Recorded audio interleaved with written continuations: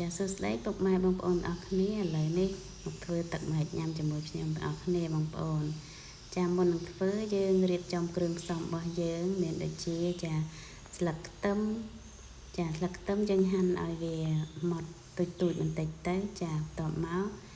យើងមានម្ទេសមានគល់ខ្ទឹមខ្ទឹមសខ្ទឹមក្រហមកុលក្រៃចាឥឡូវនេះយើងដាក់ដាំឆ្នាំងហើយយើងចាប់ផ្ដើមដាក់គ្រឿងផ្សំរបស់យើងមានដូចជាចាខ្ទឹមសខ្ទឹមក្រហមយើងដុំវាឲ្យទៅប៉ែតតិចណាហើយបន្ទាប់មកម្ទេសចាម្ទេសយើងដាក់រីច្រើនបន្តិចដើម្បីកាត់ឆ្អាបបោះត្រីកុំឲ្យវាឆ្អាបចឹងណាចាឥឡូវនេះទឹកយើងពុះហើយយើងបង់ត្រីចូលចាចំណែកត្រីវិញខ្ញុំរើសយកត្រីអន្រែចាសម្លទឹកម្ហិចហ្នឹងគឺបានតែត្រីទឹកប្រៃទេបងប្អូនត្រីទឹកសាបប្រហែលជាវាឆ្អាបព្រោះអីគ្រឿងផ្សំវាមិនសូវច្រើនអញ្ចឹងណាចាត្រីទឹកប្រៃដាក់បានដូចជាត្រីអង្រែត្រីកតុយរឹងហើយនិងត្រីសាំបាក់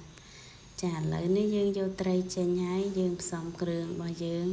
គ្រឿងទេសរបស់យើងមានដូចជាទឹកត្រីទឹកចាដាក់ទៅទឹកត្រីអំបិលស្ករប៊ីចេងទេបងប្អូនគ្រឿងផ្សំចាបន្ទាប់មកត្រីគេឆ្អិនត្រជាក់ហើយខ្ញុំចាប់ផ្ដើមបេះសាច់ត្រី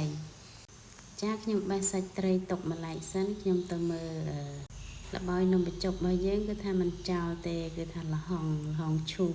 ចាបន្ទាប់ពីខ្ញុំឈូសហើយគឺខ្ញុំលាងទឹកចេញចាកុំឲ្យធំជាតិជ័រអញ្ចឹងណាចាឥឡូវលក់របស់យើងល្បាយរបស់យើងមានគ្រប់សពអស់ហើយឥឡូវយើងមកធ្វើអំបិលម្ទេសវិញចាអំបិលម្ទេសយើងដាក់តែអំបិលនិងម្ទេសបុកទេបងប្អូនអត់ដាក់ស្ករទេចាអំបិលម្ទេសពេលដែលយើងហូបនំបញ្ចុកអញ្ចឹងទៅយើងដាក់អំបិលម្ទេសបន្តិចទៅវាមានរសជាតិអញ្ចឹងណាបងប្អូនព្រោះទឹកម្ហិចរបស់យើងមានរសជាតិសាបទេចាឥឡូវយើងរួចរាល់អស់ហើយយើងមានតែធ្វើឲ្យគឺត្រូវតែហូបចាហើយចំណែកបើគេធ្វើលក់វិញណាបងប្អូនគេត្រូវតែត្រងយកឲ្យស្អាតចំណែកខ្ញុំធ្វើហូបវិញយើងមិនបាច់ត្រងទេគឺថាយើងចង់ដាក់ត្រីលើចានក៏បានយើងដាក់ត្រីចូលក្នុងឆ្នាំងក៏បានដែរនេះបែបនេះបងប្អូនចំណែកខ្ញុំធ្វើហូបចឹងទៅខ្ញុំបេះត្រីដាក់តែម្ដង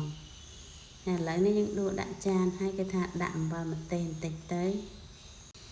ចាល្បាយរបស់យើងគឺថាតាមចំណង់ចំណូលចិត្តបងប្អូនទេបងប្អូនចង់ដាក់ល្បាយបែបម៉េចក៏បានដែរចាឥឡូវនេះយើងកូរច្បល់គឺរៀបចំភ្លក់អស់គ្នាហើយបងប្អូនគឺថាអត់មានអីច្រើនទេគ្រឿងផ្សំរបស់គេឥឡូវនេះគឺថាខ្ញុំហូប